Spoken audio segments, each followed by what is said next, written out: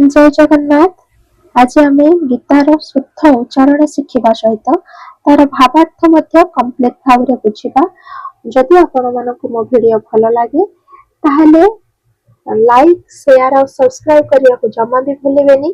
आगे वीडियो आपण मानक पाखक शीघ्र पहुंचापी पाखे बेल आइकन को निश्चित भाव में दबेबे। चलतु आ डेरी न करके आरंभ करवा।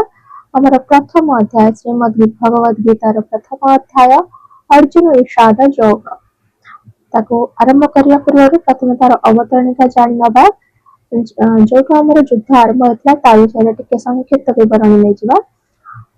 जेतेबेले पांडव मानकर 12 वर्षर वनवास आ गोटे वर्षर अज्ञातवास समाप्त हो गला सेतेबेले तांको प्रतिज्ञा अनुसार सेमाने दुर्योधन को अधा राज्य मागिथिले, किंतु दुर्योधन कहथिला कि अधा राज्य तो दूर कथा तुमको छुंची मनर जमी भी मु देबिनी बोली से अस्वीकार करथिले। तापरे पांडव माने माता कुंती को आज्ञा अनुसार युद्ध करने स्वीकार करने। एपरी भाव में पांडव और कौरव मानकर युद्ध हेबा निश्चित हो गला और दुई पक्षरु युद्धर तैयारी आरंभ हो। महर्षि वेदव्यासंकर धृतराष्ट्र उपर बहुत स्नेह थिला, बहुत भल पाइबा थिला। जो स्नेहर वशवर्ती होई से धृतराष्ट्र पाखक आसथिले और कहिथिले कि युद्ध हबा आ सेथिरे क्षत्रियंकर महान संहार हवाटा निश्चित भाव में स्वाभाविक। याकू कहीं अटकई पारिबेनी। जदि तुमे युद्ध देखा चाहूच ताहले मु तुमको दिव्य दृष्टि दे पारिबी, जहाद्वारा कि तुम एठी बसिकी पूरा युद्ध को देखि पारिबो। ए कथा शुणिकी धृतराष्ट्र कहले कि मु तो जन्मरु अंध रही, एबे निजर कुलर संहार देखा तो चाहूनी, किंतु युद्ध केमिति होछि एवं यार समाचार मु निश्चित भाव में जानवा चाहूँगी, निश्चित भाव में शुणा चाहूँगी। सेतबेले वेदव्यास जी कहले कि मु संजय को जे कि धृतराष्ट्रंकर मंत्री थिले तांको वेदव्यास जी दिव्य दृष्टि प्रदान कले एवं पूरा तांको आशीर्वाद कले जमति कि से पूरा युद्ध संपूर्ण घटना सैनिक मानक मनरे जहाँ भी कथा अछि से सब जानी पारिबे, शुणी पारिबे, देखि पारिबे और सबु कथा से धृतराष्ट्र को जणेबे। एमति ताको आशीर्वाद करके से दिव्य दृष्टि देबेले संजय। जो समय युद्ध हवा आरंभ थिला से ठीक समय युद्ध आरंभ हला। 10 दिन पर्यंत संजय युद्ध क्षेत्र रे थिले। 10 दिन पर्यंत से युद्ध स्थल रे थिले। जेतेबेले भीष्म पितामह बाण रे तीर सज्जा रे पड़ी गले सेतेबेले संजय हस्तिनापुर जो धृतराष्ट्र विराजमान थिले सेठिके आसिकी धृतराष्ट्र को ये सब समाचार शुणेले। यही समाचार को शुणिला परे धृतराष्ट्र को बहुत दुख हैला आ से बहुत दुख रे भांगी पड़िले।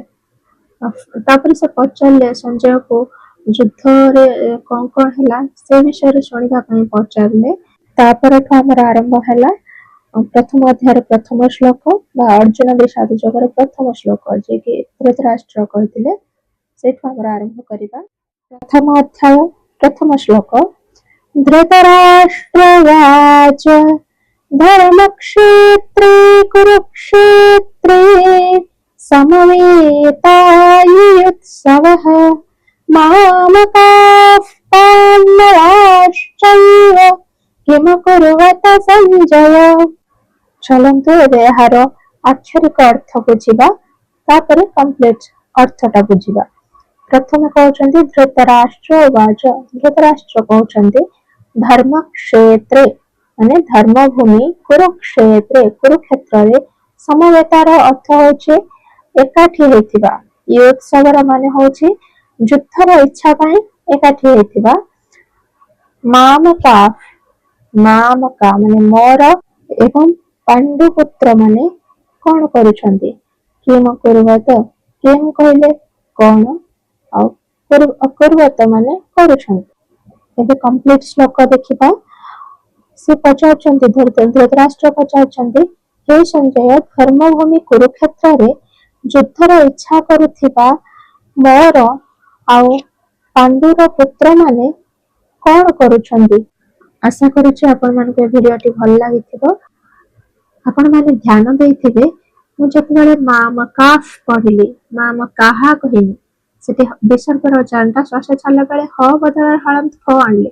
କାହିଁକି ଆଣିଲି? ଯଦି ଆପଣମାନେ ବି ସେମିତି କମ୍ପ୍ଲିଟଲି ଭଲସେ ପଢିବାକୁ ଚାହୁଁଛନ୍ତି, ଶୁଦ୍ଧ ଉଚ୍ଚାରଣ ଶିଖିବାକୁ ଚାହୁଁଛନ୍ତି, ତାହେଲେ ଆପଣମାନେ joingita.com ରେ ଯାଇକି ଲଗ୍ଇନ୍ କରନ୍ତୁ ଆଉ ଆପଣଙ୍କର ନାଁ ରେଜିଷ୍ଟ୍ରେସନ କରିକି ନିଃଶୁଳ୍କ ପଢନ୍ତୁ। 40 ମିନିଟ୍ ପର ଡେ ଆପଣଙ୍କର ଯେକୌଣସି ସମୟ ଅଛି, ପୁରା ସକାଳ 4ଟାରୁ ରାତି 2ଟା ଯାଏ ଆପଣଙ୍କର ଯେତେବେଳେ ବି ଟାଇମ ମିଳୁଛି ଆପଣ 40 ମିନିଟ୍ ଟାଇମ ଦିଅନ୍ତୁ ଆଉ ଏହାର ଶୁଦ୍ଧ ଉଚ୍ଚାରଣ ଶିଖନ୍ତୁ। ଜୟ ଜଗନ୍ନାଥ।